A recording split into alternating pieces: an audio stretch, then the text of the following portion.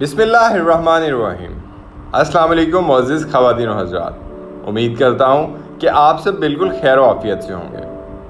معزز ناظرین گرامی، آرک آتھر بلیئر اپنے کلمی نام جارج اورویل کے نام سے معروف ہے۔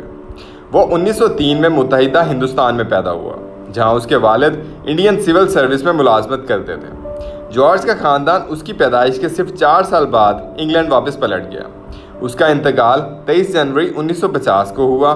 اس طرح جارج نے بمشکل 47 برس کی مختصر زندگی پائی، مگر یہ دور انتہائی ہنگامہ خیز تھا اور جارج اورویل انتہائی بیدار مغز شخص تھا۔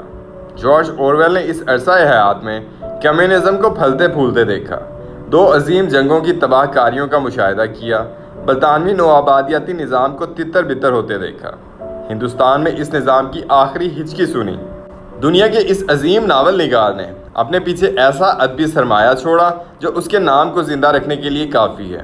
اس کی 1933 سے 1939 کے درمیان 6 برسوں میں یکے بعد دیگرے 7 کتابیں منظر عام پر آئیں، مگر آتھر کی 1945 میں سامنے آنے والی سیاسی تمثیلی ناول اینیمل فارم نے ایک تہلکہ مچا دیا۔ پھر اپنی موت سے صرف 1 سال قبل اس نے 1949 میں اپنا شورۂ آفاق ناول، جس کا نام 1984 ہے، لکھا۔ یہی ناول موت کے باوجود اسے مرنے نہیں دیتا۔ معزز دوستو، جارج اورویل نے اپنے ناول 1984 یعنی 1984 میں ایک ایسی حکومت کا نقشہ کھینچا جس میں نگرانی کا ایک غیر معمولی نظام ہر وقت متحرک رہتا ہے، یہاں تک کہ انسان اپنے ذہن میں کوئی بھی قابل اعتراض سوچ کو سنبھال کر نہ رکھ پائے گا۔ ہر وہ سوچ جو اس حکومت کی منشا کے خلاف جنم لے گی، پہرے داری میں پکڑی جائے گی اور قابل سزا جرم ہوگی۔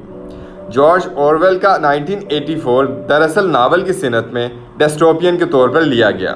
یہ لفظ ایک یوٹوپیا یعنی مثالی ریاست کے برعکس ایک بیمار اور جابرانہ حالت پر قائم ریاست یا معاشرے کی عکاسی کرتا ہے۔ یہ ایک سپر سٹیٹ ہے جسے اوشیانا کا فرضی نام دیا گیا ہے۔ ناول ایک مطلق العنان حکومت کے مختلف ہتھ کنڈوں کی عکاسی کرتا ہے، جس میں ریاست کے ہر شہری کی نگرانی کا ایک وسیع اور محیط تر نظام ہے۔ استبدادی حکومت یعنی بگ برادر کے کنٹرول میں ہے۔ اب یہ اصطلاح آج کے امریکہ میں ڈیپ سٹیٹ کے لیے استعمال کی جاتی ہے۔ جارج اورویل جس زمانے میں اس حکومت کی پیش بینی کر رہا تھا، وہ آج کی جدید دنیا کی نگرانی کے آلات سے یکسر بے خبر تھا، مگر بگ برادر کی حکومت عوام کے دلوں اور ذہنوں تک کے خیالات پر مکمل گرفت کا مستحکم نظام رکھتی ہے۔ یہ گھروں اور نجی زندگی میں پوری طرح داخل ہے۔ ناول میں ایک اصطلاح تھاٹ کرائم استعمال کی گئی ہے۔ اس سے مراد شہری کے ذہن میں اپنے طور پر ابھرنے والی کوئی بھی سوچ ہے۔ یہ کوئی جرم نہیں ہے، بلکہ بگ برادر کے نزدیک آپ کے ذہن میں پلنے والا کوئی مجرمانہ خیال ہے، وہ خیال جس نے عمل کا روپ تو کبھی نہیں دھارا مگر ابھی الفاظ پہ بھی نہیں ڈھل سکا۔ بگ برادر آپ کے تعاقب میں ہے اور آپ کے ذہن میں موجود خیالات کی نگرانی کر رہا ہے۔ اس کی ایک تھاٹ پولیس ہے جو ان خیالات پر آپ کو گرفتار کر سکتی ہے۔ بگ برادر کی حکومت وسیع تر نگرانی کے نظام میں آپ کی کسی بھی گھریلو حالت کو خطرناک قرار دے کر آپ کو شکنجے میں لے سکتی ہے۔ دوستو، ہمارے آج کو پوری طرح نگرانی کے نرغے میں لیے جانے کے باوجود اس پر مزید کنٹرول حاصل کرنے کے لیے ٹیکنالوجی کا استعمال کیا جا رہا ہے۔ جارج اورویل جن حالات کی پیش بینی کر رہا تھا، وہ موجودہ حالات پر فٹ بیٹھتے ہیں۔ 9/11 کے بعد دنیا میں جو کچھ ہوا اور جو کچھ آج کل ہو رہا ہے، وہ سب جارج اورویل کے اس ناول کے مطابق ہے۔ سابق امریکی صدر جارج ڈبلیو بش کے نام نہاد دہشت گردی کے خلاف جنگ میں پیشگی حملوں کے نظریے سے لے کر نگرانی کے نئے اور متحرک طریقے دراصل اسی ناول کے سیاق و سباق میں نظر آتے ہیں۔ نام نہاد دہشت گردی کے خلاف جنگ کے نام پر جو دنگل امریکہ نے سجایا، اس میں جرم سوچ کی کوئی خیالی تصور نہیں رہا، بلکہ ایک واقعہ بنا دیا گیا۔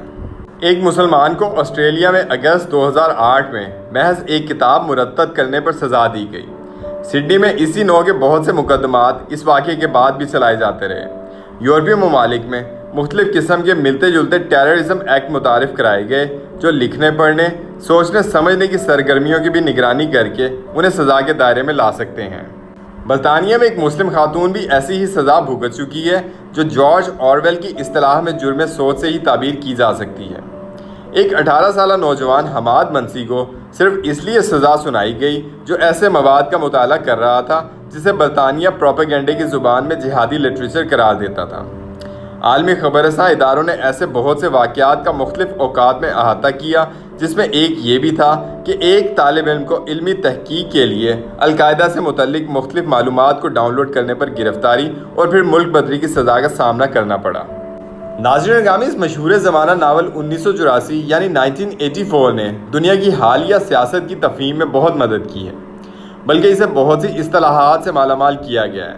Big Brother, doublethink, thoughtcrime, Newspeak اور روم 101 وغیرہ اسی ناول کی اصطلاحات ہیں جو آج تک مختلف سیاسی تجزیوں، کالموں اور خبروں میں مثالوں کے طور پر استعمال ہوتی آ رہی ہیں۔ امریکی ہفت روزہ جریدے نے 1923 سے 2005 تک 82 برسوں میں لکھے گئے تمام ناولوں میں سے 100 بہترین ناولوں کا انتخاب کیا تو جارج اورویل کا یہ ناول اس میں شامل تھا۔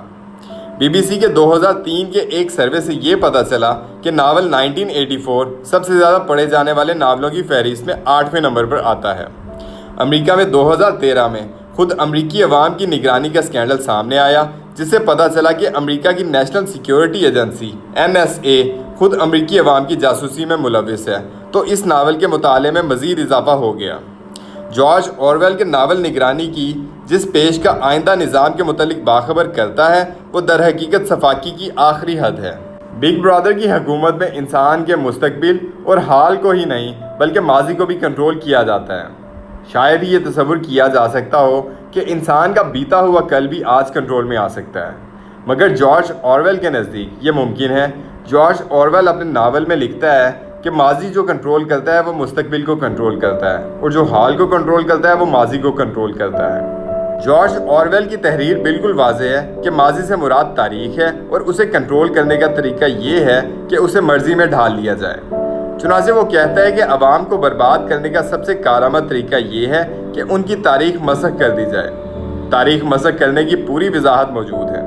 بقول جارج اورویل، ہر ریکارڈ تباہ کر دیا جائے گا، اس میں جھوٹ کی آمیزش ڈال دی جائے گی، ہر کتاب کو دوبارہ لکھا جائے گا، ہر تصویر کو دوبارہ پینٹ کیا جائے گا، ہر مجسمے اور سڑک کا نام تبدیل کر دیا جائے گا، تاریخوں میں رد و بدل کیا جائے گا، اس عمل کا روز اعادہ ہوگا، ہر منٹ دہرایا جائے گا۔ ماضی ختم ہو جائے گا، بس حال جاری رہے گا جو کبھی ختم نہیں ہوگا، اور حکمران پارٹی جو کچھ بھی کرے گی وہ عین جائز ہوگا۔ ناظرین گرامی، سوال یہ ہے کہ آخر کیوں جارج اورویل کی پیش گوئیاں موجودہ دور حالات سے میل کھا رہی ہیں؟ اس کا جواب ماہرین یوں دیتے ہیں کہ جارج اورویل ایجنڈا 21 جیسے منصوبوں سے واقف تھا، اور فری میسن اور ایلومیناتی تنظیموں کے کارندوں کے مذموم حرکات سے بھی آگاہی حاصل تھی۔ یہی وجہ ہے کہ اس نے کتابی شکل میں دنیا کو واضح پیغام دیا۔ اگر آپ نظر اٹھا کر دیکھیں تو دنیا جس جانب جا رہی ہے وہ بالکل جارج اورویل کے ناول کے مطابق ہے۔ ایک ایسا نظام تشکیل دیے جانے کی کوششیں کی جا رہی ہیں جس میں انسان کے ذہن کو بھی قابو کیا جائے گا۔ یہ دجالی قوتیں اسی نظام کی جانب رواں دواں ہیں۔ آخر میں حسب روایت دعا ہے کہ اللہ تبارک و تعالی ہم سب کو ان فتنوں سے محفوظ رکھے، آمین ثم آمین۔ ناظرین، آج کے لیے اتنا ہی۔ امید کرتا ہوں کہ آپ کو ہماری یہ ویڈیو بہت پسند آئی ہوگی۔ آپ لوگوں سے مزید التماس ہے کہ جن لوگوں نے ہمیں ابھی جوائن کیا ہے وہ ہماری اس ویڈیو کو اپنے دوستوں، رشتہ داروں اور گرد و نواح کے لوگوں میں سوشل میڈیا اور واٹس ایپ کے ذریعے ضرور شیئر کیجیے۔ مزید ہماری حوصلہ افزائی کے لیے لائک اور کامنٹ بھی کیجیے گا۔ اسی کے ساتھ ہی میں آپ سے اجازت چاہتا ہوں۔ اپنا بہت سارا خیال رکھیے گا۔ اللہ نگہبان۔